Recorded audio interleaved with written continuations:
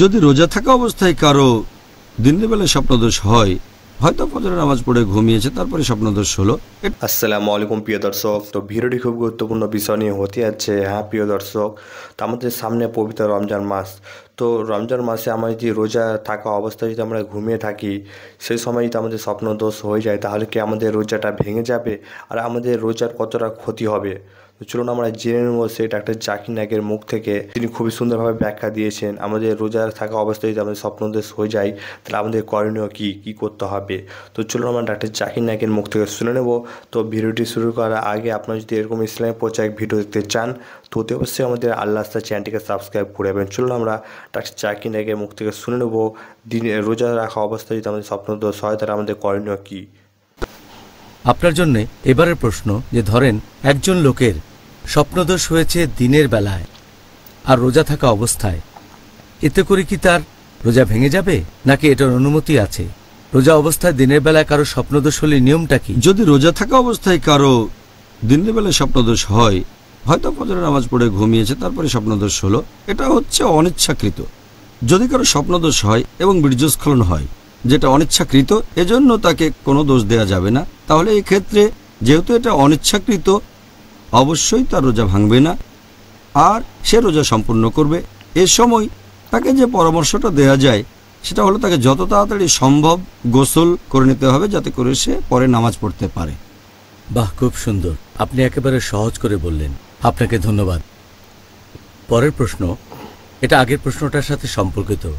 রোজা থাকার সময় সহবাসজনিত নাপাক অবস্থায় থাকার অনুমতি কি আছে? একজন মানুষ সহবাসজনিত নাপাক অবস্থায় থাকতে পারে কি না, এটা ডিপেন্ড করে যদি এ সময়ে রোজা ভাঙার মতো কোনো কাজ সে না করে। যেমন ধরেন, এটা আছে আমাদের নবী সাল্লাল্লাহু আলাইহি ওয়াসাল্লামের একটা হাদিসে বলা হয়েছে, সহিহ মুসলিমে খণ্ড নম্বর 2 হাদিস নম্বর 2453। এখানে বলা হয়েছে যে উম্মে সালমা রাদিয়াল্লাহু আনহা, আমাদের নবীর স্ত্রী, তিনি বলেছেন যে আমাদের নবী যখন ঘুম থেকে উঠলেন তখন সহবাসজনিত নাপাক অবস্থায় ছিলেন। সহবাসজনিত নাপাক কিন্তু রোজা ছিলেন। তারপর তিনি গোসল করলেন এবং রোজাও রাখলেন। এছাড়া এই একই রকম কথা আছে সহিহ বুখারীতে খণ্ড নম্বর 3 বুক অব ফাস্টিং হাদিস নাম্বার 1925। এই হাদিসও বর্ণনা দিয়েছেন নবীর স্ত্রী উম্মে সালমা রাদিয়াল্লাহু আনহা এবং হযরত আয়েশা রাদিয়াল্লাহু আনহা। তারা দুজনে নবীর স্ত্রী। তারা বলেছেন যে নবী যখন সকালে ঘুম থেকে উঠতেন, যখন তিনি সহবাসের কারণে নাপাক থাকতেন, কারণ আগের রাতে তিনি স্ত্রীর সাথে সহবাস করেছেন, এটা স্বপ্নদোষের কারণে হয়নি, কিন্তু তিনি সকালে গোসল করে রোজা রাখতেন। এই রোজা তিনি কখনোই পরে রাখতেন না। এটাই প্রমাণ করে যে জানাবা অবস্থায় থাকা সহবাসজনিত অপবিত্রতা, সহবাসজনিত নাপাক, এতে রোজা ভেঙে যায় না। যদি এই সময়কার স্বপ্নদোষ হয় তাহলেও তার রোজা ভাঙবে না।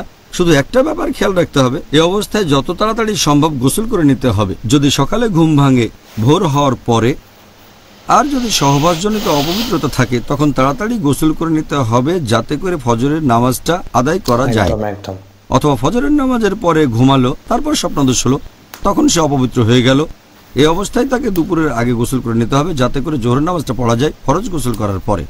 আচ্ছা, আশা করি দর্শকদের কাছেও এই বিষয়টা পরিষ্কার হয়েছে। আর একইভাবে যদি রজস্রাব হয় কোনো মহিলার, কারো রজস্রাব হলে এবং রজস্রাব যদি ফজরের ঠিক আগে বন্ধ হয়ে যায়, সে যদি দেরি করে গোসল করে, হয়তো তখন ভোর হয়ে গেছে, আর যদি গোসল করে ফজরের নামাজের ঠিক আগে, এতেও কোনো সমস্যা নেই। খুব সুন্দর, আপনাকে অনেক ধন্যবাদ। তো প্রিয় দর্শক, আপনারা শুনলেন যে আমাদের যদি রোজা থাকা অবস্থায় আমরা দিনের বেলা যদি আমাদের স্বপ্নদোষ হয়ে যায়, তাহলে আমাদেরকে কী করতে হবে। তো মার্শাল্লাহ ডাক্তার জাকির নায়েক কিন্তু খুবই সুন্দরভাবে তিনি বুঝিয়ে দিলেন। এই জন্য ডাক্তার জাকির নায়েক কিন্তু আমরা কম্পিউটার বলে থাকি। তো প্রিয় দর্শক, ভিডিওটি আপনাদেরকে কেমন লাগলো অতি অবশ্যই কমেন্ট বক্সে কমেন্ট করে জানাবেন। আর যাদের মনে এরকম সন্দেহ ছিল, তো অতি অবশ্যই আমাদের মুসলিম ভাইদেরকে ভিডিওটিকে বেশি বেশি করে শেয়ার করে দিবেন। তো দেখা হবে নতুন একটি ভিডিওর সাথে।